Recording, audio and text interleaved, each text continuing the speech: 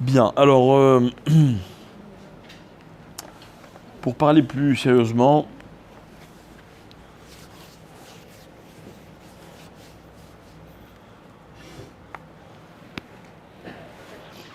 donc on va lire cette semaine la paracha du don de la Torah. Et c'est donc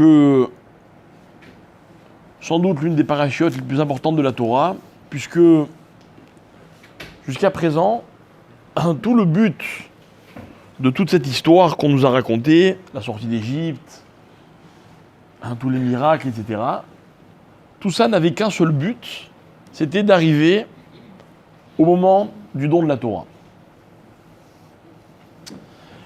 Alors, il y a un thème, moi, sur lequel j'essaie de revenir chaque année, ou presque, qui me tient beaucoup à cœur, c'est que dans la paracha de cette semaine, on pourrait la partager, enfin faire deux catégories dans ce que la Torah nous raconte, deux parties. Il y a la Torah, ok, la Torah qui est donnée. Je suis sûr que si je vous demande de réciter les 10 commandements, tout le monde saura le faire. Ouais.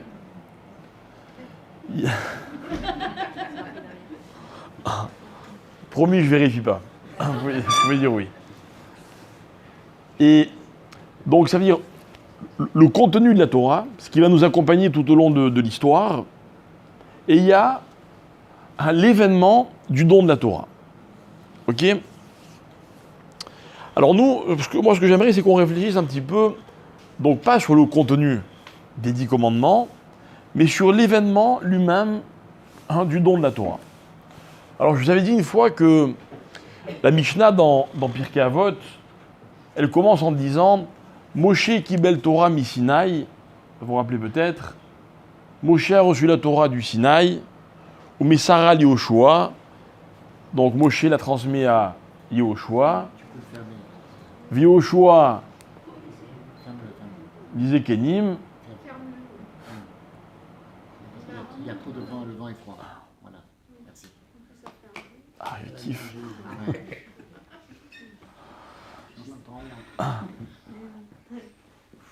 Yehoshua lisait Kenim, et donc Yehoshua transmet la Torah aux anciens, Zekenim l'Inviim, Unviim, les Anshek Meset Agdola. Donc, à contresens, les gens de la grande assemblée ont reçu la Torah des prophètes, les prophètes l'ont reçu des anciens, les anciens l'ont reçu de Yehoshua, Yehoshua l'a reçu de Moshe, et Moshe l'a reçu... Hein ? Dieu. Qui a dit Dieu ? Ah, je me suis trompé. Sinaï. Non, mais c'est pas faux, Dieu, mais c'est pas marqué dans la Mishnah, quoi. Tout à fait. Sinaï. D'accord ?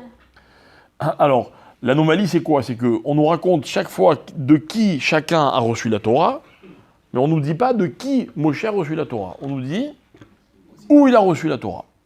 Ok ? Et on pourrait se demander, mais finalement, ça nous est égal, quoi. On n'est pas en train de raconter le lieu dans lequel les prophètes ont transmis la Torah aux gens de la grande assemblée. Pourquoi dans Moshe Rabbeinu, on nous parle du lieu ? Et en fait, ce qu'on avait expliqué, c'est que, à propos de Moshe, on nous raconte ni qui lui a transmis la Torah, ni où la Torah lui a été transmise. Quand la Mishnah elle dit Moshe kibel Torah mi Sinaï, c'est pas qu'il a reçu la Torah au Sinaï. Il a reçu une Torah. Cette Torah, elle s'appelle Torah mi Sinaï. D'accord ? Ça veut dire que ce qui définit la Torah, comme si c'était un qualificatif, c'est quoi la Torah ? C'est Torah mi Sinaï. Ce qu'il faut comprendre, mes chers amis, c'est que la Torah qu'on nous raconte, dont on nous raconte que Moshe en a été donc le premier détenteur, ok ? Elle est en fait une Torah qui n'est pas définie seulement par son contenu, mais également par les conditions dans lesquelles elle a été donnée. Ok ? Vous savez ce que c'est les conditions ? Les conditions dans la vie, c'est le décor, c'est le contexte. Ok ? Bien souvent, quand on vit une expérience, quand on vit une expérience, on se rappelle non seulement de ce qu'on a appris, ce qu'on a vécu, mais on se rappelle aussi du contexte. Le contexte, c'est quelque chose de capital. Quelque chose de capital. Hein, ça veut dire qu'on peut apprendre, on peut être deux à avoir appris la même chose, on l'apprend chacun dans un contexte différent, on apprend chacun deux choses différentes. Hein, ça veut dire que l'enseignement, l'expérience, n'est pas la même en fonction du contexte dans lequel elle est vécue.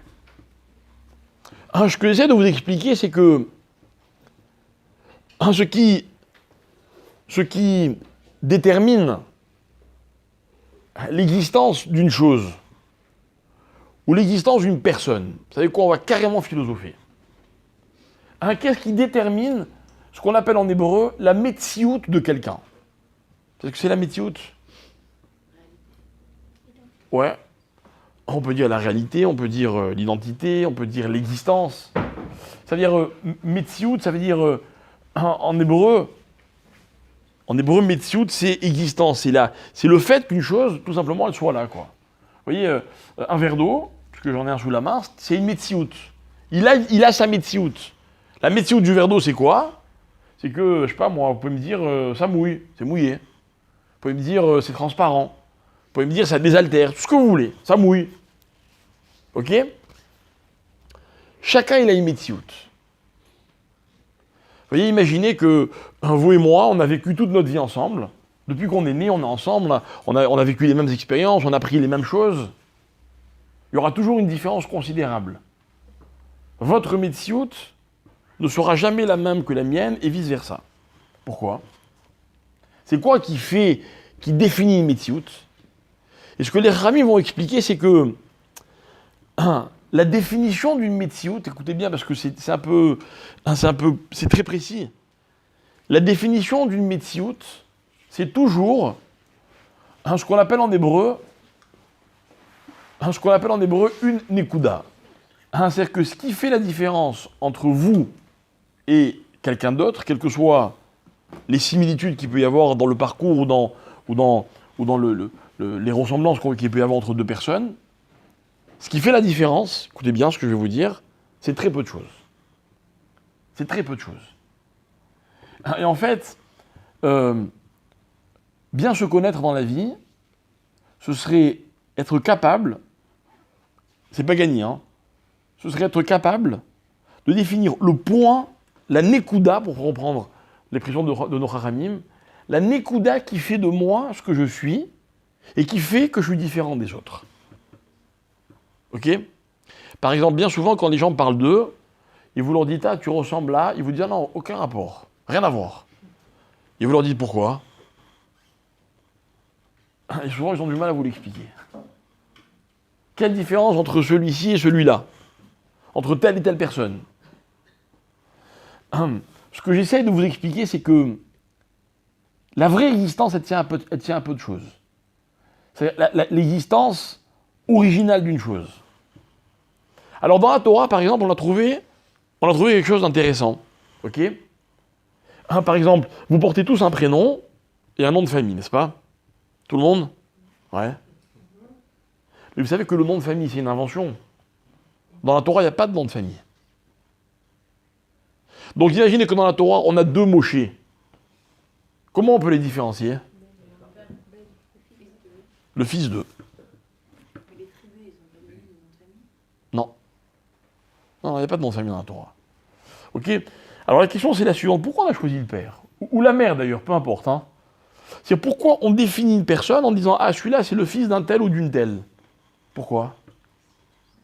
Pourquoi on n'a pas inventé le nom de famille dans la Torah, par exemple? Alors dis-moi, par exemple, celui-là, c'est l'élève d'un tel, de tel rave. C'est partie de la définition de la personne. C'est partie de la définition de la En quoi est-ce que mes parents sont ma définition? En plus, ça pose un problème, parce que dans la mesure où on est plusieurs frères et sœurs, donc ça veut dire que quoi? Qu'on a tous la même définition? Non, c'est une partie de C'est-à-dire quoi le contexte?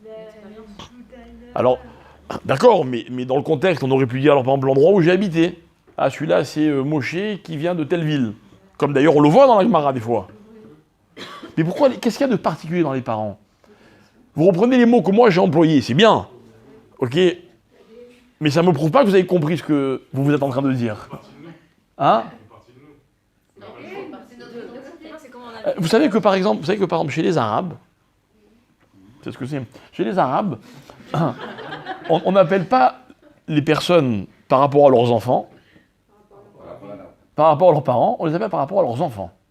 Par exemple, je sais pas, imaginez, je prends un exemple au hasard. Abou Mazen. C'est quoi Abou Mazen? Non, le père de Mazen. Je coupe Mazen. Et un jour, il y a un arabe qui m'a expliqué. Il m'a dit, ah non, donc chez nous, on porte un prénom jusqu'au jour où on a un enfant. Le jour où on a un enfant, on se fait appeler Abou, le prénom de notre premier enfant. Voilà comment ça marche chez les Arabes. Intéressant, non? Hein? Alors ils changent de nom quand ils sont... Absolument, exactement. Ou alors, par exemple, ils vont s'appeler Mohamed, Abou, ceci. Jusqu'à ce qu'ils se marient, jusqu'à ce qu'il y ait des enfants, ils s'appellent que Mohamed. D'accord? Non, parce que moi, j'ai demandé, je dis, mais c'est quoi ce Abou? Vous appelez tous Abou? Il m'a dit oui. Et qu'est-ce qu'il me dit? Genre, il veut frimer. Il me dit, c'est comme vous quand vous dites Ben. Mais c'est quoi la vraie différence? C'est quoi la vraie différence entre Ben et Abou? Je vous dis pas les Ben Abou. C'est quoi Oui, mais c'est quoi la différence qu'il y a entre fils d'eux et père d'eux? C'est quoi la différence? C'est valorisant pour un père de s'appeler par rapport à son enfant. On valorise plus le fils. C'est le fils de... Ouais, mais il y a des parents qui sont valorisants, ça peut ne pas être le cas, je sais pas, c'est... C'est l'expérience, l'éducation qu'ils ont reçue, dans quel métier ils ont grandi. Alors peut-être que tu pourrais dire que chez les autres, c'est le but de leur vie. Pourquoi ils vivent? Pour leurs enfants. Qu'est-ce qui est le plus important? La différence, mes chers amis, c'est la suivante. C'est que chez nous, ce qui compte, c'est où ça commence. Où ça commence. Or, je vais vous dire quelque chose que vous saviez d'ailleurs déjà, ok? C'est que le début de ce que vous êtes, c'est quoi? C'est vos parents. C'est vos parents. C'est un jour votre père et votre mère qui vous ont conçu. Ça, c'est le contexte. C'est-à-dire qu'avant de savoir où vous avez habité, qu'est-ce que vous avez appris, vers quoi vous allez, comment vous appelez, si je sais, dans la mesure où je suis l'observateur, si je sais d'où vous venez, où ça commence, alors je sais qui vous êtes. En tout cas, j'ai une chance de savoir qui vous êtes. Et en fait, quand on dit de quelqu'un, quand on appelle à la Torah un tel, ben un tel, ou quand on prie pour quelqu'un en disant un tel, un fils de un tel, ou son père ou sa mère, peu importe, ça dépend du contexte, on définit vraiment, en tout cas, on a ce qui nous permettrait le mieux de définir la personne. Parce qu'on va dire de cette personne, voilà où son histoire commence. Voilà où tout a démarré. Or, tout a démarré, c'est, dans la Torah, la meilleure définition des choses. Comment commence la Torah? Bereshit. On en a fait un cours il y a 15 jours. Ok? Bereshit. C'est là que tout prend son sens. Ok? Alors la Torah, si on devait la définir, qu'est-ce qu'on dirait d'elle? On nous raconterait dans quelles circonstances tout a commencé. Et en un mot, c'est quoi la circonstance dans laquelle tout a commencé? En un mot, c'est Sinaï. D'accord? C'est-à-dire que Sinaï, c'est pas un lieu. C'est pas juste la montagne que Dieu a choisie parce qu'elle était la plus petite ou je ne sais quoi. Tout ça, c'est vrai. Mais c'est pas ça qui définit, qui détermine la chose. Par contre, quand je me rappelle de Sinaï, ça veut dire l'expérience de Sinaï, alors j'ai une chance de comprendre quel est le message de la Torah. La Torah, mes chers amis, ce n'est pas un enseignement, c'est pas une science, c'est pas une connaissance. C'est pas forcément salé, mais c'est accessoire, quelque chose qui rend les hommes plus intelligents.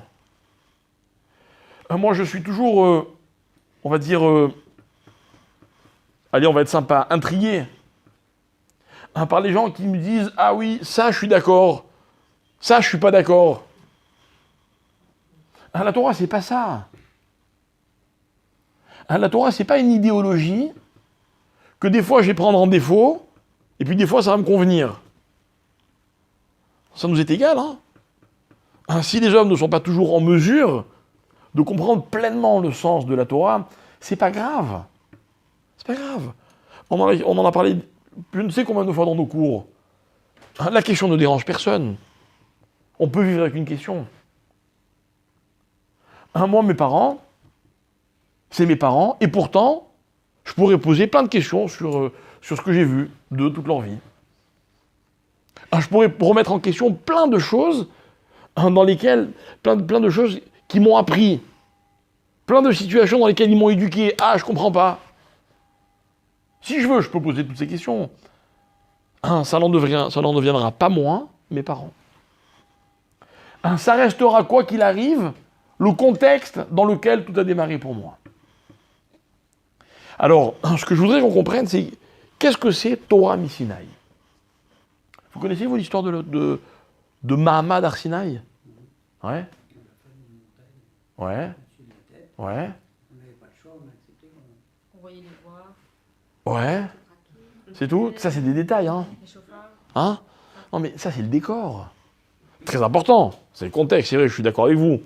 Mais, dites-moi, dans le don de la Torah, d'accord, dans toute cette histoire-là, ce spectacle magnifique que vous me racontez, dans le don de la Torah, justement, vous venez de me rappeler que les Juifs, on leur a pas demandé leur avis. On a pris la montagne, on leur a mis sur la tête, on a dit, vous acceptez, tant mieux, vous acceptez pas, je lâche la montagne. Là, ils avaient leur mot à dire? Non. Alors, y a-t-il un détail dans tout ce spectacle dans lequel les Juifs sont intervenus? Ça, c'est après. Elle est belle, celle-là, parce que tu as raison dans ce que tu dis. Mais si tu veux, ça, c'est quand on leur a... non, c'est vrai, là, c'est Vénishma, tu as raison. Ok, bravo. Bravo. Mais là, on n'a rien à dire, c'est parfait. Ils ont dit exactement ce qu'il fallait dire. Ils sont intervenus quand ils ont dit à Hachem d'arrêter de parler, que c'est Moshe qui... Vous voyez, hein? Regardez. Alors, ce qu'a dit monsieur, c'est pas mal du tout, mais on n'a rien à dire là-dessus. C'est-à-dire que, enfin, on n'a rien à dire, on est admiratif.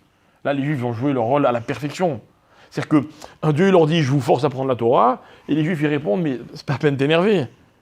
C'est-à-dire qu'on va plus loin que là où Dieu nous attend. Ça, c'est parfait. Parfait. Ok? C'est moi, je viens, je vais vous faire un cadeau, ok? Et puis vous me dites, ah non, j'ai pas besoin de ton cadeau. Et moi, je vous montre qu'en fait, je veux vous donner beaucoup plus que ce que vous croyez. Je vous ai cloué le bec. Vous comprenez? Je vous surprends. Les Juifs, ils ont réussi à surprendre Hachem. Ça, c'est le côté positif. Il y a un côté un peu plus négatif. Le côté un peu plus négatif, c'est que à Kadosh Baruch Hu, la Torah me raconte, vous allez voir, la Torah me raconte que ce que vous disiez tout à l'heure, les tonnerres, les éclairs, la fumée, les chauffards, le spectacle, ok, le metteur en scène, vraiment, c'était magnifique, d'accord? Et puis tout d'un coup, voilà ce que dit la Torah, Vayedaber Elohim et kol adevarim haele les morts. Dieu a parlé, il a dit toutes ces choses-là. Et on me récite les 10 commandements. Anochi Hashem Elokecha, Asherot Etira, je suis éternel ton Dieu, qui t'a fait sortir d'Égypte, etc., etc., etc. Ok? Écoutez bien. À la fin des 10 commandements, le texte dit comme ça. Donc on arrive au dernier commandement, l'Otachmot, tu n'en viras point. On termine les 10 commandements, et la Torah elle raconte, et elle dit Vechol ha'am, ro'im et akolot, ve'et alapidim, ve'et kol ha'shofar, ve'et ha'arachen. Et le peuple, tout le peuple voyait les sons, les éclairs, le son du chauffard, la lumière qui était complètement enfumée. Ok, bon alors on se demande, mais ils n'ont pas vu, ils ont entendu. Ok, vous connaissez la question, vous connaissez la réponse. Un vayar ha'am, vayanou. Et le peuple a vu, et ils ont bougé, ils se sont déplacés. Vayamdou merachok. Ils se sont éloignés. Ils ont eu peur. Ils ont eu peur. Vayomrou el Moshe. Ils ont dit à Moshe, Daber ata imanu venishma'a. Ve'al yedaber imanu Elokim pennamut. Alors le peuple s'adresse à Dieu, à Moshe, pardon, il dit Moshe, vaut mieux que tu parles toi. Parle toi, qu'on puisse entendre, et que Hachem ne parle pas, parce qu'on va mourir. Hein? On dit qu'ils sont morts.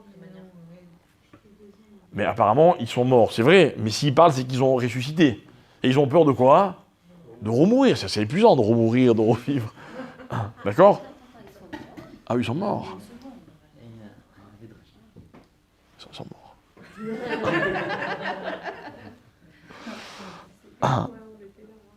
Ah. Non, c'est un kiff dans un couvent. Quand on vous dit, ah bon, ils sont morts. Alors, merci. Alors,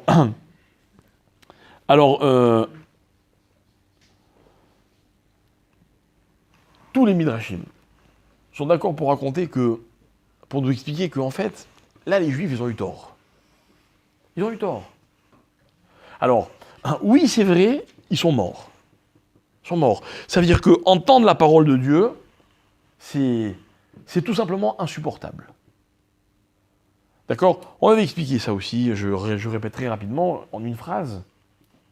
En fait, entendre Dieu, c'est entendre une vérité qui est tellement vraie, si je peux dire, qu'elle est insupportable pour l'homme. Vous savez que la vérité, c'est la chose la plus difficile à admettre.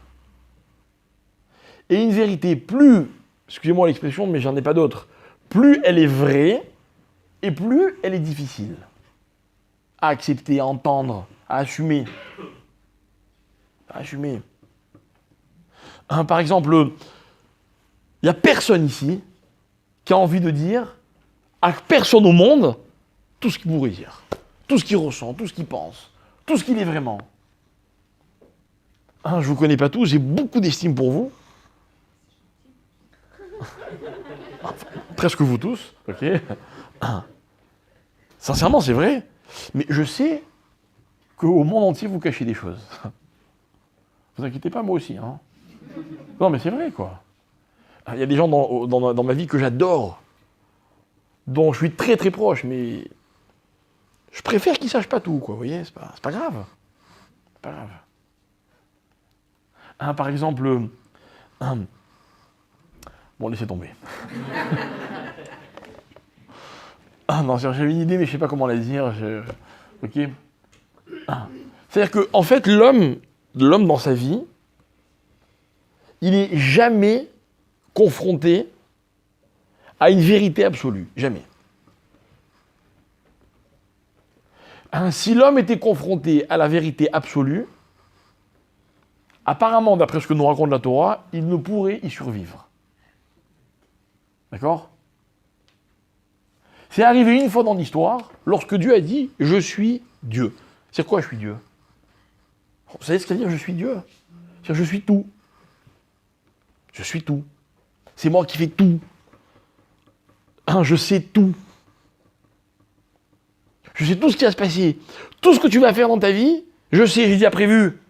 Si tu le fais, c'est parce que je te laisse le faire. Si tu ne le fais pas, c'est parce que je t'ai empêché de le faire. Mais c'est insoluble comme problème. C'est insoluble. Même le Rambam Maïmonide, dont on connaît son niveau intellectuel, c'est une question, celle-là, il faut la laisser de côté.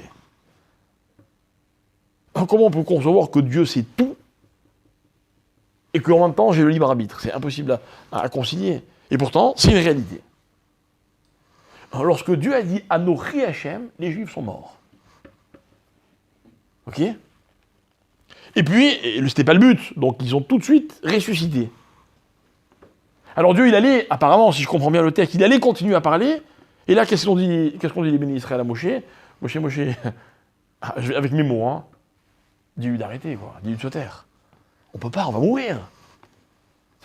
Comprenons, on va remourir, quoi. Dites-moi, d'après vous, si Dieu avait continué à parler, il serait mort? Hein? Et admettons qu'il soit mort, qu'est-ce qu'il y aurait eu après? Sûrement, non? C'est pas le but de les faire mourir. Maintenant, je veux bien que l'expérience de la mort soit traumatisante. L'expérience de la mort, ça doit être mortel. Non, mais c'est vrai. Donc je comprends qu'ils n'aient pas voulu revivre ça. Mais Hachem, il avait un schéma. Il y a le degré du commandement. Si tu ne voleras pas, ça ne fait pas mourir. On va laisser cette remarque de côté. Je peux vous garantir que tu n'en vivras point, on peut en mourir. D'accord? Ça, c'est placé en 10e. Et pourtant, c'est placé en 10e position. Vous voyez, c'est... Bon, alors, c'est pas... C'était pour remettre à zéro tout ce qu'ils avaient vécu avant et après maintenant pouvoir avoir une nouvelle base. D'accord, je suis pas en train d'expliquer pourquoi ils sont morts. Pourquoi Dieu a voulu qu'ils meurent. On a fait un cours une fois là-dessus. Ok? Maintenant, ce que je suis en train d'essayer de comprendre, c'est pourquoi ils ont fait taire Dieu. Ça veut dire, en fait, écoutez bien, encore une fois, comme on le fait souvent dans nos cours, quelle était l'intention de Dieu et qu'est-ce que les Juifs ont opposé comme argument? Vous voyez? Dieu, il voulait parler. Parce qu'au début, je vous rappelle qu'il y a marqué, écoutez bien, Vaïdaber Elohim et Kol Adevarim Haele. C'est quoi Kol Adevarim Haele? Hachem, il comptait tout dire. Il était pas prêt à écouter toute la vérité. Hein? Il était pas prêt à écouter toute la vérité. Alors pourquoi on leur donne la Torah s'ils sont pas prêts? Pas directement d'Hachem. Mais ils savaient pas ça, Hachem? Comme il savait pas pour la faute de l'âme Rachana. C'est sûr qu'ils savaient pas? Il savait. Non mais alors c'est quoi le jeu? C'est quoi le jeu? Pourquoi Dieu il veut parler si tu me dis que les Juifs sont pas prêts ou pas capables, pas en mesure d'écouter? Quoi, Dieu il a juste voulu leur faire dire tais-toi? Non, Dieu il voulait parler parce que lui il pensait qu'il fallait mieux, c'était mieux que lui parle. Mais les Juifs n'ont pas voulu, alors Hachem a respecté leur décision. C'est pas là qu'intervient le fameux libre arbitre. Mais le libre arbitre, il intervient quand vous voulez, où vous voulez. C'est pas la question. C'est sûr que le libre arbitre, il existe. Hein? C'est plutôt un problème des mounas.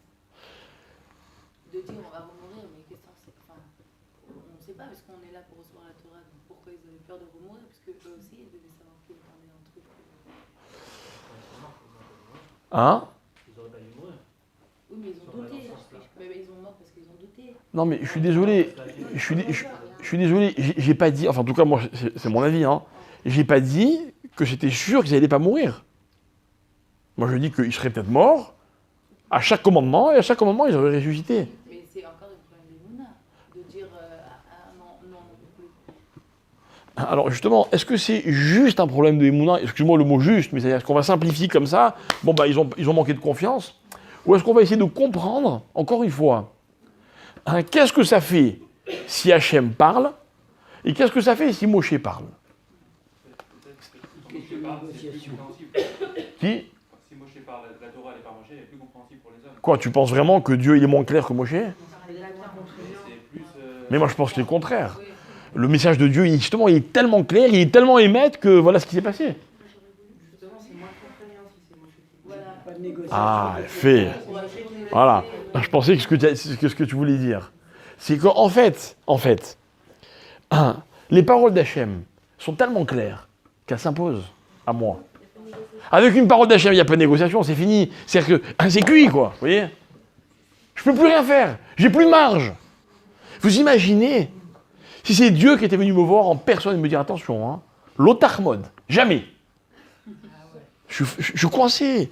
Je suis foutu, excusez-moi l'expression. C'est irrécupérable comme situation. Mais il a bien dit Ani Hachem. Hein? Il a bien dit Ani Hachem. Tu sais quoi? C'est le commandement qui me dérange le moins. J'ai jamais discuté. T'es Hachem, je suis Yaakov. Mais c'est vrai, quoi. Mais quand il vient me dire, attention, hein, Shabbat, pas de mélacha, hein. Ah mince, j'avais un rendez-vous Shabbat. C'est fini, je suis coincé. Attention, hein, tu ne voleras pas. Ah, purée. Je comptais sans lui demander la permission, emprunter. Tu n'en viras point. Alors peut-être que finalement, ce que les Juifs ont refusé, c'est une Torah justement trop encombrante, quoi, vous voyez? Ça enlève pas moins au caractère important Oui, mais c'est pas pareil. Pas pareil. le commandement reste le même. Hein? Le commandement reste le Mais même. non, oui, mais le Mais critère, c'est pas le commandement qui les dérange. C'est pas le commandement qui les dérange. Tu sais, il y a beaucoup de Juifs qui te diront je suis pas très pratiquant. C'est genre, les commandements, d'accord. Mais moi, laisse-moi me situer là où j'ai envie de me situer. C'est comme un prof et un directeur. Exactement. C'est comme tes parents.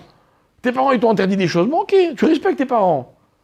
Maintenant, ils vont pas savoir que toi, tu fais ce que tu as à faire, et ils disent ce qu'ils ont à dire. Alors, tu vois, tout le monde est content, quoi. Ça, c'est valable avec Moshe. Mais pas si c'est Hachem. Pas si c'est Hachem. Hein, ça vous est jamais arrivé d'aller demander de l'aide à quelqu'un? Tiens, tu peux lui dire, si c'est toi qui lui dis, c'est pas la même chose? Pourquoi c'est pas la même chose? Parce que, ma foi, ça dépend qui c'est qui parle dans la vie, des fois. Donc là, c'est la même chose. Ah, là, si c'était Dieu, on n'avait plus le choix. Si c'est Moshe, avec Moshe, on peut, entre guillemets, on peut toujours s'arranger. Alors, c'est ça la faute des Juifs. Mais ça aussi, ça pose un problème. Pourquoi ça pose un problème? Parce que si c'était ça, le débat, je pense qu'Hachem, il aurait pu dire, mais non, les enfants. Mais non, c'est moi qui vais parler. Vous n'aurez pas le choix. C'est-à-dire que si qu'avait prévu Hachem, c'est une telle puissance dans le commandement, parce que justement, le commandement venait de lui, alors il n'aurait jamais accepté que les enfants d'Israël le fassent taire, c'est-à-dire que le commandement soit atténué par le fait que ce soit Moshe qui le dit. Vous comprenez? Donc, c'est pas faux, on va rester là-dessus, mais on a besoin d'une explication. Ok? Ça veut dire, encore une fois, c'est quoi le débat? Qu'est-ce que Hachem voulait et qu'est-ce que les Juifs ne voulaient pas? Ok? En fait, il leur a fait un faux caractère. Il a fait comme si, à la base, c'était Moshe qui devait parler. Oh, on parle de Dieu. Non, ça veut dire, par rapport à lui, il ne peut pas faire pour que le peuple dise, ok, on veut ça. Ah, regarde, tu aurais eu raison. Le problème, c'est que la Torah, elle te dit clairement, ils ont dit à Moshe, parle-toi, et que Hachem ne parle pas. Il voulait la perfection. Qui voulait la perfection? Hachem, il voulait la perfection comme il a voulu avec Adam Rishon. Il a vu que l'homme n'était pas capable. Et les Juifs, ils voulaient quoi? Adapté à leur... Il voulait comme vous avez dit, il voulait la perfection, mais pas qu'elle vienne d'Hachem pour Mais attention, il faut être très prudent, mes chers amis, il faut être très prudent. On peut pas dire que lui, il voulait pas la perfection. Peut-être qu'ils voulaient tout simplement... Ils ont dit, toi-même, tu l'as dit tout à l'heure, ils ont dit Naaseh Venishma. Ils voulaient leur dégoûter. Après, Non, le Naaseh Non, ils le disent après, Ouais, et alors, ça change quoi? Mais ils le disent, c'est-à-dire qu'ils acceptent la Torah. C'est que... Non, regardez, ce que je veux essayer de vous faire passer comme message, c'est que les Juifs, ils sont pas en train de négocier sur la Torah. La négociation, elle n'est pas là. Ils voulaient peut-être être capables d'entendre, de comprendre. Mais est-ce que tu as un doute que si Hachem qui avait parlé, ils auraient moins compris? J'ai aucun doute. C'est tout le contraire d'ailleurs, vous savez, tout le contraire. En une phrase, on va répéter ce qu'on a déjà dit dans d'autres cours. Pourquoi les Juifs sont morts? Pourquoi les Juifs sont morts? Non, mais pourquoi Hachem a voulu que les Juifs meurent? Je vous avais expliqué que, vous savez ce que c'est un souvenir? Un souvenir, c'est une chose qui existe en fonction de l'intensité de ce qu'on a vécu. Et plus une expérience elle est intense, et plus le souvenir dure. Ok? Maintenant, jusqu'où on peut aller dans l'intensité d'une expérience? C'est quoi la limite? La limite, c'est la limite de la vie. D'accord? C'est-à-dire qu'en fait, une expérience, elle me remplit, au moment où je la vis, elle me remplit, et ce remplissage, si je peux me permettre, définit l'intensité. Plus ça me remplit, et plus c'est intense. Il y a des fois des moments dans la vie où, pendant que je les vis, j'oublie tout le reste. Il n'y a plus rien qui compte. Plus rien. Il n'y a plus rien d'autre. Ça peut être, regardez, ça peut être, Dieu préserve, ou une peine, ou au contraire une très grande joie. Vous voyez? Il n'y a plus rien qui existe. On oublie tout. Mais on survit, quoi. C'est-à-dire qu'il reste quand même quelque chose d'autre que l'expérience, au moins la vie. L'extrême de ce qu'un homme peut supporter, c'est jusqu'à la limite de sa vie, c'est jusque là où il peut survivre. Et quand un homme vit une expérience qui est trop intense, il ne peut pas y survivre. D'accord? Malheureusement, ça arrive que des gens soient morts d'une émotion trop forte. N'est-ce pas? C'est ce que Dieu a voulu. Dieu, il a voulu que le don de la Torah, il soit pour le peuple juif une telle expérience. Il a voulu que ça aille juste au-delà de ce qu'ils pouvaient supporter. Et puis après, il les a fait revivre. Le but, c'était pas qu'il meure. C'était qu'on aille jusqu'au bout de l'intensité. Ce qu'il fera dire au Rachamim, voilà pourquoi la Torah, elle est incrustée dans le cœur de chaque juif jusqu'à la fin des temps. Qu'il le veuille ou non. Qu'il le sache ou non, le juif. Elle est incrustée. Voilà la raison de cette mort. Ok ? Maintenant,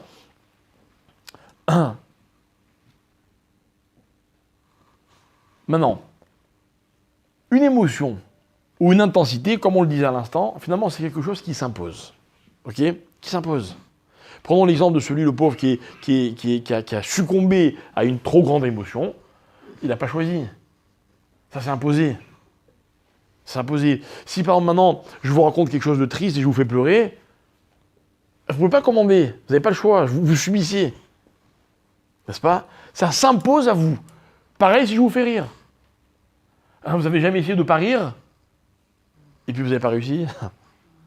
Ça s'est imposé à vous. D'accord ? C'est-à-dire que l'émotion, l'intensité de l'expérience, c'est pas forcément une chose que je choisis. Souvent, je choisis mes expériences, mais je ne choisis pas l'intensité. Alors, regardez, dans un mariage, souvent, vous avez, par exemple, les parents, ils versent une larme. Ils ont choisi. Ils ont tout organisé, ou même le khatan et la kala. Ok, tout est fait selon ce qu'ils voulaient. Mais ils ne pensaient pas que ça allait être aussi intense. Ou alors, ils savaient que ça allait être aussi intense. Et ils ne pouvaient pas maîtriser ça, quoi. Vous voyez ? Maintenant, quand une émotion est tellement intense, ou une expérience est tellement forte, ok, elle s'impose, comme je le disais à l'instant, et donc elle va balayer toutes les structures qui existaient pendant peut-être un moment très court. Mais pendant ce moment-là, les structures n'existent plus. Ok ? Alors regardez. Pour bien vous faire comprendre ce que je suis en train de vous dire, je vais vous citer un texte de la Guémara qui dit la chose suivante. La Guémara dans Nédarim, page 32, elle nous raconte que qui était Abraham Avinu ? Abraham Avinu, c'était un homme. Alors, je vais le dire avec mes mots, mais c'est l'idée que véhicule ce texte de la Guémara. Abraham Avinu était un homme qui avait atteint un tel niveau qu'il était capable de se maîtriser complètement. Il avait une maîtrise totale de lui-même. Vous comprenez ce que ça veut dire ? Moi non, hein, mais je le lis dans le texte. Se maîtriser complètement, c'est invraisemblable. Mais regardez comment la Gemara, elle me le dit. C'est fabuleux. La Gemara dit comme ça. Abraham Avinu, alors en fait, c'est Dieu l'a aidé à arriver à cette dimension, parce qu'Abraham lui a demandé. Ok ? On ne le raconte pas dans le texte de la Torah. Dans le texte de la Torah, on nous raconte ce que Dieu demande à Abraham.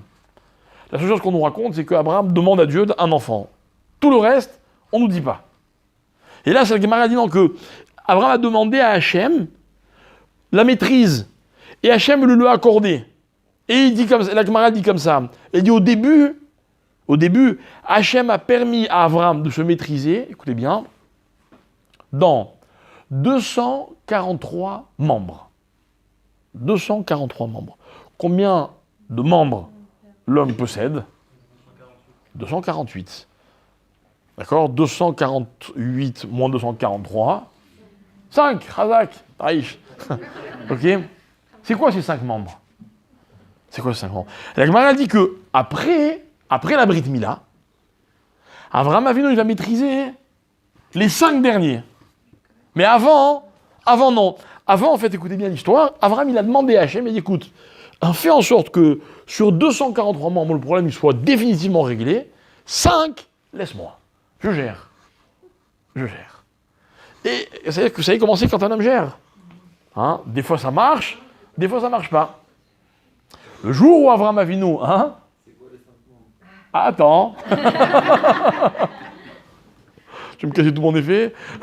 Le jour où Abraham il a été circoncis, il s'est circoncis, alors il a réussi à maîtriser définitivement les 5 derniers membres. C'est quoi les 5 derniers membres ? Non.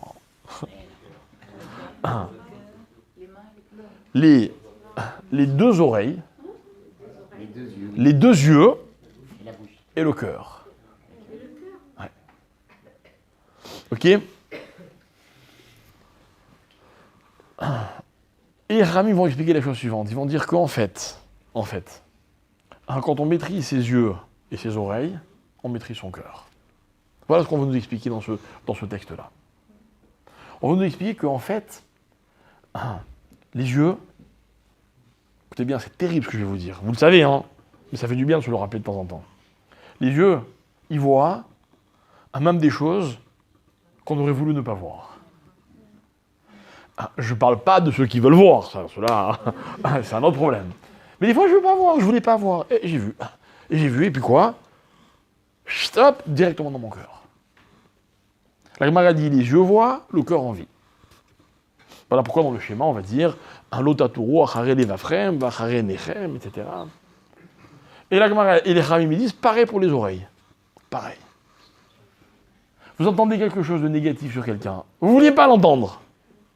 Quand vous voyez la personne, votre cœur, qu'est-ce qu'il vous fait? Il vous dit, hey, tu te rappelles ce qu'on t'a raconté? La personne, vous ne pouvez plus l'aimer normalement. Terrible. Ou le contraire. Je vous dis du bien d'une personne, avant de la connaître, déjà, elle vous plaît, cette personne. Ok? Ça veut dire qu'en fait, les oreilles et les yeux, pour reprendre le langage du Shem Shmuel, ce sont les portes du cœur. Mais le drame, c'est que ce sont des portes qu'on ne peut pas forcément maîtriser. C'est-à-dire, je m'excuse, hein, mais dans la vie, tout ce qu'on dit, on a choisi de le dire. On commet peut-être des erreurs. Non, on n'a pas choisi. Ah si. Parfois, ça vient du cœur, on sait qu'on ne doit pas le dire, c'est plus fort que nous. Mais tu sais que tu ne dois pas le dire, mais tu le dis quand même. Ah. Mais tu aurais pu te taire. Mais c'est pas la raison qui parle. Là-dessus, tu as complètement raison. Okay, on commet beaucoup d'erreurs dans la vie. Mais tu aurais pu ne pas le dire. Alors que entendre, des fois tu n'es pas préparé. On te dit quelque chose, ah purée, j'avais pas envie de l'entendre. Si j'avais su, j'aurais fermé mes oreilles. Mais malheureusement, mes oreilles sont tout le temps ouvertes. Pareil pour mes yeux. Je ne peux pas vivre les yeux fermés. Donc, moralité, je vois des choses contre mon gré. Donc finalement, mon cœur, quoi? Il subit des choses, alors que je n'ai pas choisi qu'il les subisse. Et l'histoire d'Abraham, c'est quoi? C'est qu'Abraham, il a demandé à Hachem, il dit, Hachem, laisse-moi gérer mes yeux et mes oreilles. Laisse-moi. Je veux tenter l'expérience. Et Abraham, il va mettre 100 ans, 99 ans exactement, pour maîtriser ses yeux et ses oreilles. À l'âge de 100 ans, il maîtrise, quand il a fait la Brit Mila. Il n'existe pas une personne au monde qui a réussi à faire ça plus jeune qu'Abraham, je vous dis tout de suite. À 100 ans, je veux bien qu'on en reparle. Avant, c'est même pas la peine. Mais c'est un objectif, quoi. Pourquoi on ne maîtrise pas les... Pardon? Pourquoi on ne maîtrise pas les oreilles et les yeux alors qu'on a fait la Brit Mila? Parce que la Brit Mila, on te l'a faite à 8 jours. T'as rien compris à ce qui t'est arrivé. Imagine ce qu'il y aurait eu sur la Brit Mila. Imagine. Mais Abraham, c'est pas pareil. Abraham, c'est un travail sur lui d'avoir fait la Brit Mila. Donc c'est une autre histoire. C'est une autre histoire, d'accord? Dans le Talmud, il n'y a pas marqué qu'un aveugle et un sourd, c'est considéré comme quelqu'un de mort.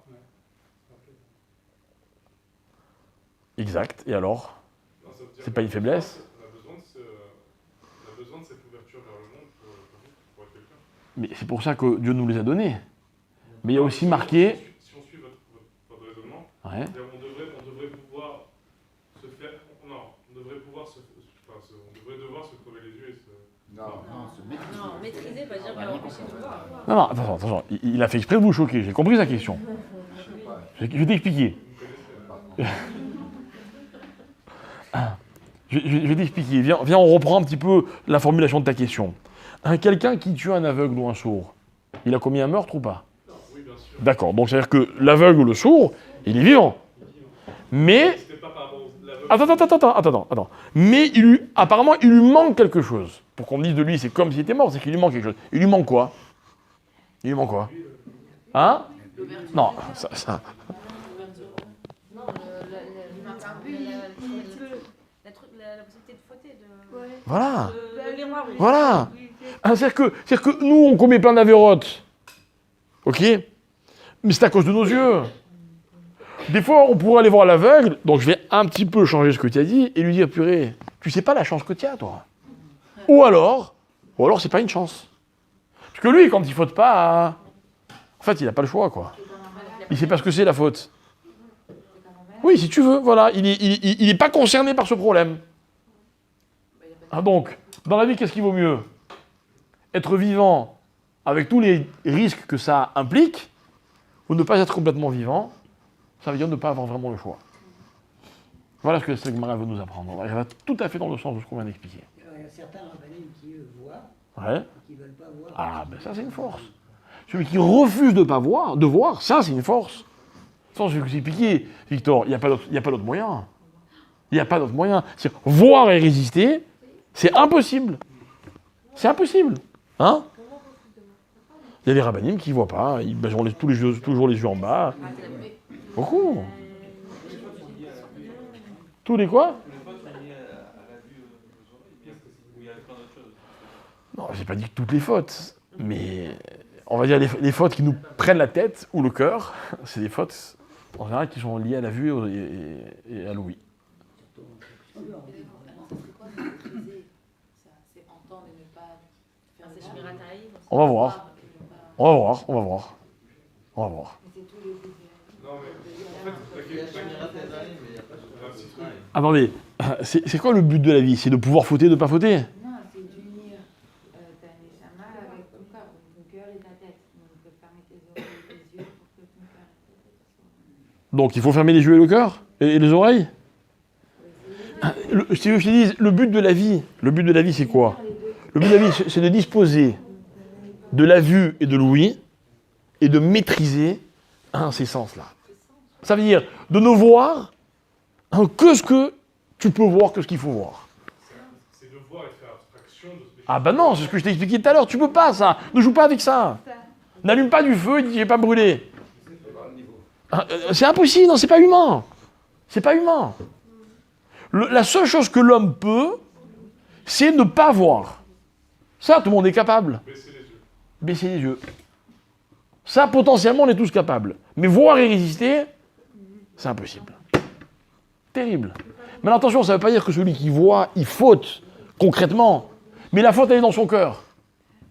Et après, le travail, il est 1000 fois plus dur. La faute, elle est dans son cœur. Et je vais vous dire quelque chose, mes chers amis, puisqu'on en parle. Hein. La faute, elle est d'autant plus présente dans le cœur qu'on a vu il n'y a pas longtemps. C'est quelqu'un qui a vu, et puis après, il fait un travail sur lui, et puis pendant des semaines, des mois, il arrive à ne pas voir. Bon, au fur et à mesure, son cœur, il se nettoie. Ça n'a rien à voir avec celui qui vient de voir. C'est-à-dire que chaque fois qu'on voit dans la vie, hop, ça rallume voilà, ça ravive, on va dire, des passions. Chaque fois. Et même si celui qui voit tous les jours, ou 3 fois par jour, ou 100 fois par jour. Chaque fois, ça ravive. D'accord? Bien.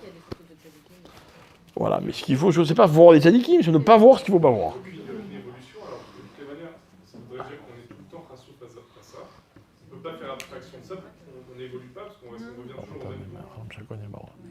Le fait de voir nous ramène toujours au même point précédent. Donc évidemment, il n'y a pas d'évolution. C'est ce que je te dis. Voilà pourquoi je t'invite à ne pas voir. Exactement. Mais le but du jeu, c'est pas d'évoluer. Le but du jeu, c'est pas. Le but du jeu, c'est d'avoir un cœur pur. Voilà ce que c'est le but du jeu. À partir du moment où dans ton cœur, il y a l'image ou le son négatif, ton cœur, il n'est pas pur. Nekuda. D'accord? C'est l'Ojina et l'Otatmod. Non, mais j'ai pas compris. C'est hyper important la vue et les oreilles, mais sur 10 commandements, il y en a 2 sur ça. Mais jamais de la vie. Jamais de la vie. Le vol, ça vient de quoi? Le fait de jurer à tort pour tromper, pour être malhonnête, c'est quoi? C'est tous les commandements. Tous les commandements. On peut philosopher des heures. Même le respect des parents. Dans la vie, on respecte ses parents si on voit qu'eux. Mais dans la vie, quand on commence à avoir d'autres références, on dit tiens, est-ce que c'est mes parents qui ont raison, ou c'est ceci, ou c'est cela? On se pose des questions. Voilà. Ne pas voir, ne pas entendre, finalement, c'est savoir maîtriser ça, c'est savoir chasser un doute. Chasser un doute. Vous savez, je vais plus loin, brièvement, parce que je veux pas rentrer trop là-dedans. Mais par exemple, voilà, vous avez soulevé le problème de l'inceste ou de comment on appelle ça, de l'adultère. Ok? C'est quoi un adultère? Il y a 2 types d'adultère. Il y a l'adultère dans lequel il y a un passage à l'acte, et l'adultère dans lequel il n'y a pas de passage à l'acte. Attendez, laissez-moi parler. Prenons un exemple. Un homme marié. Il est marié, il a une femme. Ok? Mais bon, il ne va pas passer à l'acte. Hein. Pas passer à l'acte. Vous savez ce qu'il fait? Il fait que regarder. Ok? Évidemment, c'est moins grave que celui qui passe à l'acte. Mais l'adultère, il est en lui. C'est quoi il est en lui? Ça veut dire qu'entre lui et sa femme, il y a quoi? Il y a un doute. Voilà le mot précis. Il y a un doute. Il y a un doute. La Gemara, rappelez-vous ce qu'elle dit. Un jour, vous avez cité cette Gemara à chaque fois qu'on. J'aime bien la citer parce que ça fait toujours réagir les gens. La Gemara, elle dit qu'un homme, il a le droit de divorcer dans 3 situations. Hein? Une des situations, c'est s'il trouve une femme qui est plus belle que la sienne. C'est-à-dire qu'un homme, il a le droit d'arriver chez sa femme et de dire écoute, chérie, j'ai trouvé. Hein? Ah bon? J'aurais presque envie de vous demander comment on fait. Mais madame, je vais vous expliquer comment on fait pour pas que ça arrive. Ça, par contre, je peux vous expliquer. Vous savez comment on fait? On regarde pas. C'est quoi regarder? C'est pas ne pas voir. Ok? On n'est pas des grands mékoubalim qui, malheureusement, qui sont capables de ne pas du tout voir. Ok? Mais on regarde pas. C'est quoi on regarde pas? Il n'y a pas de doute. Il n'y a pas de doute. Un homme qui aime sa femme, il n'a pas de doute qu'il aime cette femme et pas une autre. Regardez, l'exemple que je donne toujours. Regardez l'exemple que je donne toujours. Un parent par rapport à ses enfants. Il n'y a pas de doute. Il n'y a pas de doute. Et jamais un parent il va regarder un autre enfant en disant « Oh, waouh !» Jamais. Ça n'existe pas. Ils peuvent dire parfois. Ils peuvent dire quoi? Regarde celui-là, comment il est. Non, mais voilà. Mais au fond de lui, il n'y a pas de préférence. De l'autre par rapport à son enfant. Vous avez compris l'idée, ok? Vous avez compris l'idée. Alors maintenant, revenons au don de la Torah, d'accord? Parce que, en fait, voilà. Ce que je voudrais qu'on comprenne, c'est que l'histoire du don de la Torah, c'est l'histoire d'une expérience, comme on l'a dit tout à l'heure, jusqu'à maintenant, une expérience hyper intense, supra-intense. Il n'y a pas plus intense. Les Juifs sont morts en recevant la Torah. La Torah, elle s'appelle Torah Missinaï, ce que j'ai expliqué au début du cours. D'accord? C'est-à-dire qu'au-delà du message, il y a l'expérience qui resitue la Torah dans son contexte. D'accord? C'est quoi cette expérience? Il s'est passé quoi exactement? Qu'est-ce qu'Hachem a voulu? Qu'est-ce que Hachem, quand il a donné la Torah, qu'il les a fait mourir, etc., tout ce que je vous ai expliqué, aller jusqu'au bout de l'expérience, il voulait quoi? Il voulait apporter quoi au peuple juif? Il voulait apporter quoi? Et en fait, mes amis, la solution, elle est dans ce qu'on vient d'expliquer.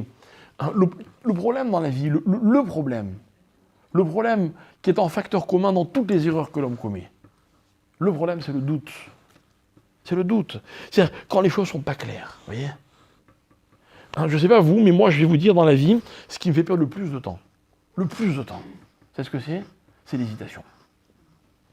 Ça fait perdre un temps fou. On peut perdre des années à hésiter. Des années sur tout. Je me marie pas. C'est elle, c'est pas elle. C'est lui. Enfant, pas enfant. Je choisis tel travail, telles études, tel ceci. Et puis après, dans la vie de tous les jours. Tous les jours. C'est le doute. Le doute, c'est terrible. Terrible. C'est-à-dire qu'en fait, le plus grand cadeau qu'on pourrait offrir à une personne, c'est quoi? Lui enlever son doute. Mais comment on peut enlever à quelqu'un son doute? Comment? Hein? Mais la vérité, elle existe. Elle existe déjà, la vérité. En lui imposant, il a fait, bravo, exactement ce que j'allais dire. Quand on impose, ce serait, en fait, un cadeau serait d'imposer, non, de l'enlever le choix. D'imposer une décision, quoi. Comment? Ça n'enlève pas le doute, ça fait que maintenant on va faire ça, mais ça n'enlève pas le doute qu'on avait. Ah, mais t'as pas compris. Si te reste un doute, c'est qu'on te l'a pas assez imposé. T'as pas assez imposé. Vous savez, je vais vous dire quelque chose. L'un des grands débats qui me passionne, enfin moi je pense que j'ai la solution, enfin en tout cas, je suis sûr de moi, laissez-moi avec mes illusions si vous pensez que je me trompe, ok? Mais l'un des grands débats qui me passionne, c'est que quand on élève des enfants, est-ce qu'on doit leur imposer des choses ou est-ce qu'on doit les laisser choisir? Attendez, vous allez me dire, ça dépend à quel âge, ça dépend quoi? Évidemment, je sais bien qu'il n'y a pas une réponse absolue, et vous voyez, c'est évident. Mais le vrai questionnement, il est là. Il est là. Alors la question se pose quand le gosse il a 2 ans. Ok, mais remarquez, regardez autour de vous. Même à 2 ans, vous avez des parents qui considèrent qu'un enfant, il faut le laisser choisir. Ce à quoi je suis, mais quoi opposé? Totalement opposé. Mais même la bar mitzvah. Mais écoute-moi bien. Écoute-moi bien. Écoute-moi bien. C'est ne pas respecter son enfant. De ne pas lui apporter tout ce qu'on est censé lui apporter à l'enfant. Que de le confronter à des problèmes dont on connaît déjà la réponse. Moi, je vais vous dire quelque chose. Moi, j'ai très rarement levé la main sur mes enfants, même si je considère que c'est pas quelque chose qu'il faut complètement abolir, d'accord? Mais justement, d'abord, évidemment, il ne faut jamais que ce soit violent, mais il faut toujours que ce soit dans des conditions extrêmement précises, d'accord? Précises. Moi, j'avais un rav, il disait un jour dans un cours, il disait un enfant, par exemple, lui, il considérait qu'il fallait le punir, ok, quand il mentait. Le mensonge, il faut le combattre. Ok, c'est une approche. D'accord?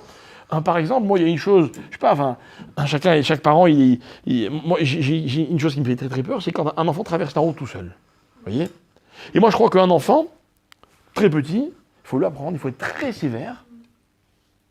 Très sévère parce que c'est un risque qui existe tous les jours, chaque instant de la vie.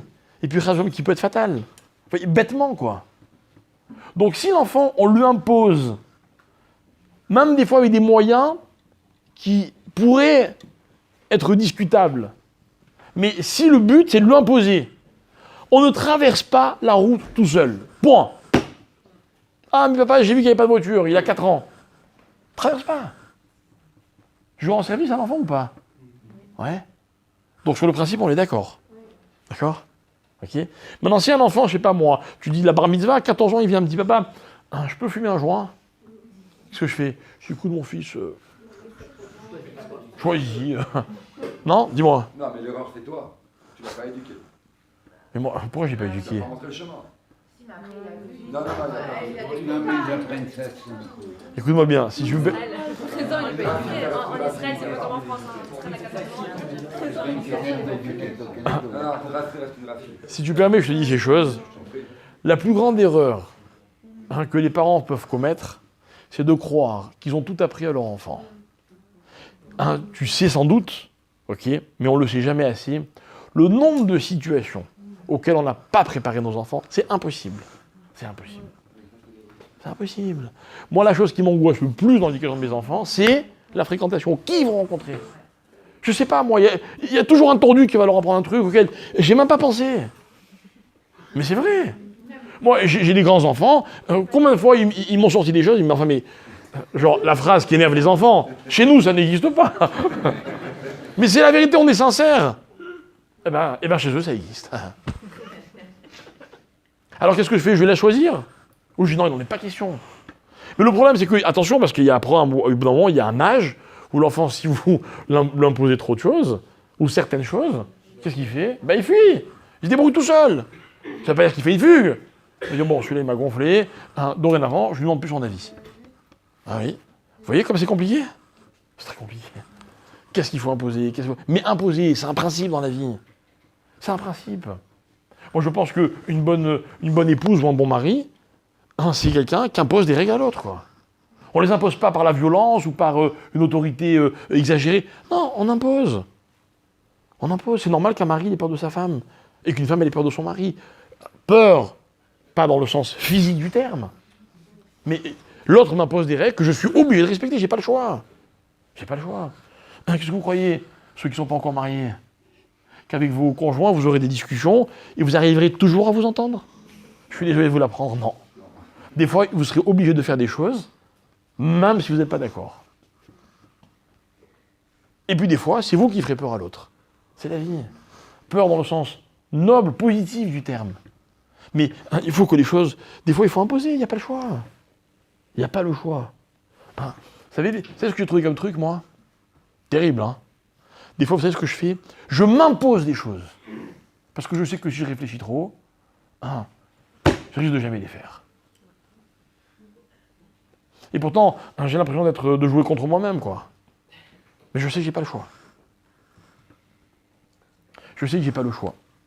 Alors, l'histoire du don de la Torah, c'est ça.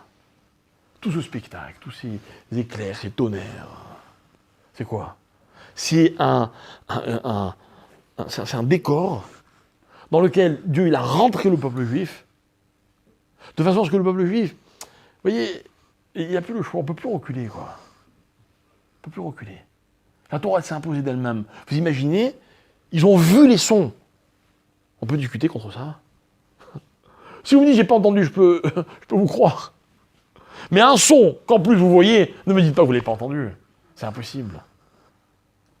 Voilà toute la circonstance du don de la Torah. Et qu'est-ce que disent les Juifs à Kadosh Baruch Hu? Arrête de parler. C'est quoi arrête de parler? Écoutez bien, non mais ça va plus loin. C'est-à-dire que si quand Hachem parle, comme vous l'avez dit tout à l'heure vous-même, quand Hachem parle, il impose à mes oreilles. Il impose. Je ne peux plus faire autrement. Et en fait, ce que Hachem a voulu donner au peuple juif à ce moment-là, c'est que le peuple juif ne soit plus dans la situation de celui qui doit choisir de ce qu'il fait avec ce qu'il entend. Vous savez ce que c'est un grand bruit? Un grand bruit, c'est un bruit qui recouvre les autres. Qui recouvre les autres. Vous êtes en voiture avec quelqu'un, vous n'avez pas envie de l'entendre parler. Qu'est-ce que vous faites? Mettez à fond, c'est radical. C'est radical. Vous n'êtes pas obligé de l'entendre. N'est-ce pas? Vous avez vu le nombre de jeunes qui se baladent avec des écouteurs dans les oreilles? Terrible. Terrible. Moi, c'est un truc, je lutte contre ça avec mes enfants. Je lutte. Parce que je ne veux pas que mes enfants s'obstruent les oreilles et soient imperméables à ce qui se passe autour d'eux. Je veux pas. Des fois, on est en voiture, on fait des longs voyages, et ça me dérange. On en discute. On négocie une petite demi-heure, 1 heure, vous voyez. Mais je leur explique. Ok, alors, tu sais quoi, les autres discutent. Pourquoi tu te coupes? Pourquoi tu te coupes de ça?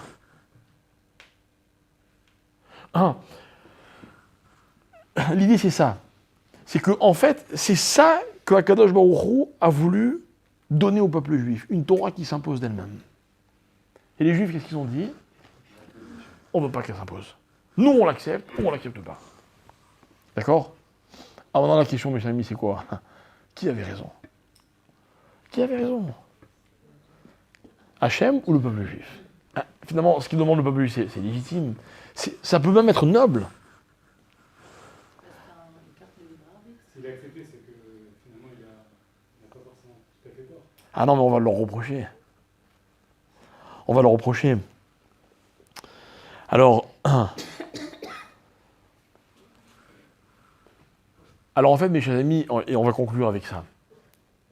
En fait, la Torah, à l'origine, lorsque Hachem l'a donnée aux hommes, la Torah, c'était un moyen qui devait neutraliser le mal. C'est-à-dire que le mal existe, mais on a le remède. On a le remède. Quand les Juifs ont demandé à Hachem de ne pas parler, ils ont refusé que la Torah, elle soit le remède contre le mal. Ça veut dire que la Torah, elle existe, et elle peut être le remède contre le mal, mais elle ne s'impose pas contre le mal. Ça veut dire qu'en fait, lorsque Dieu se tait et que c'est Moshe qui parle, et que Moshe va dire, par exemple, comme on l'a dit tout à l'heure, tu n'envieras point, je peux encore envier, qui je veux, ce que je veux. Lorsque c'est Moshe qui parle et qui me dit, tu ne voleras point, je peux voler. Rien ne m'empêche de voler. Ni ce que j'ai entendu, ni ce que j'ai vu, je ne maîtrise pas. Enfin, je croyais que c'était ça, maîtriser. Quand des enfants discutent avec leurs parents, je peux aller là, non, ne va pas, pourquoi? J'ai peur que ceci ou ça. Ah non, t'inquiète pas, je gère. Ils vous ont convaincu vos enfants quand ils vous disent ça? Non. Pourtant, eux, ils sont convaincus qu'ils gèrent. C'est qu'en fait, l'homme, il rêve de maîtriser.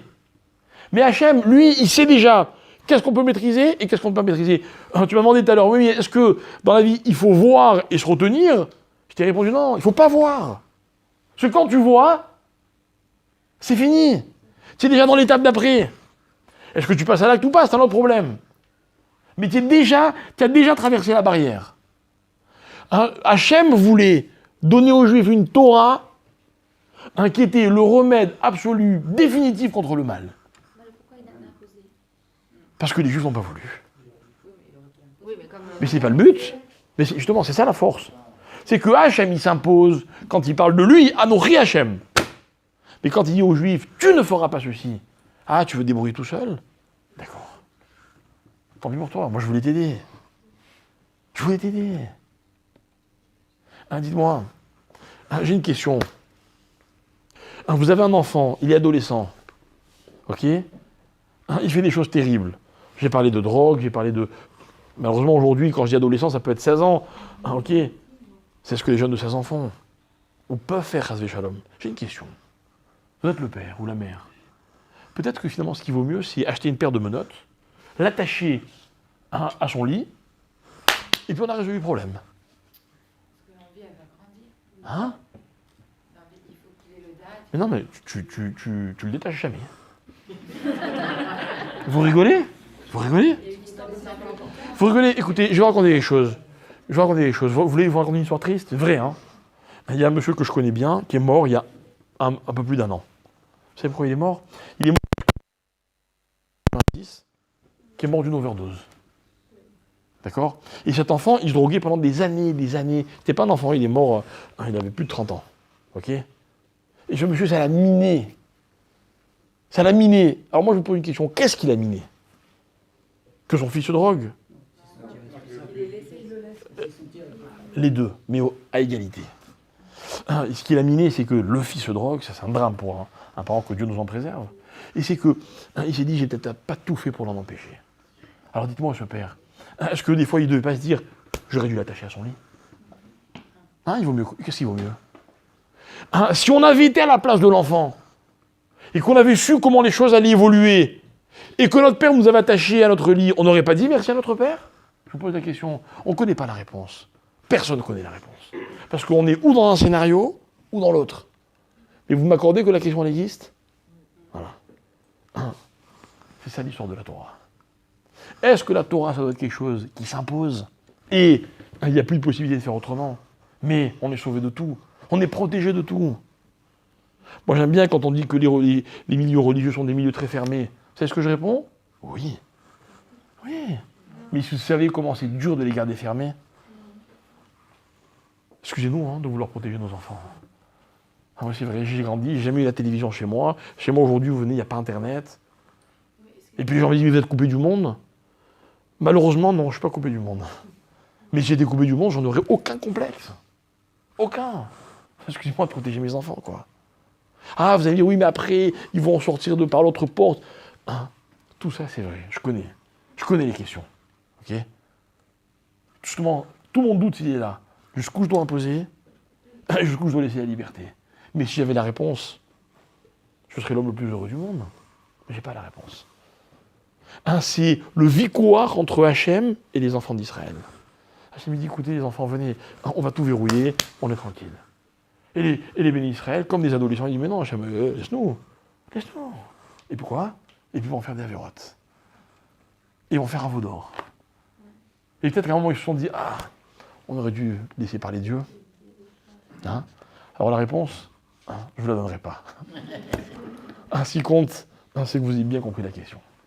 Voilà.